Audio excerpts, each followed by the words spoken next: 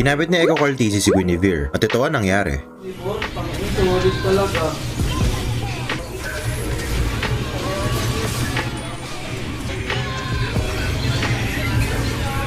Pero paano nga ba niya ito nagawa? Blue start ang ginawa ni Cartesi sa game na to at pagkatapos siya ito maklear, diretso second skill agad siya para mabilis makapunta sa sunod na camp. Pinagkasabay niya ang red buff at rock ursa para sa mabilisang clear at gamit ang jungle rotation na ito, naabot ni Cartesi ang level 4 bago mag 1 minute at 30 seconds. Kinakompleto din muna ni Cartesi ang boots upgrade niya bago bumili ng first core item. Mas malaki kasi ang bigay ng movement speed na ito at yung bonus magic penetration ng arcane boots ay malaking bagay para kay Guinevere sa early game.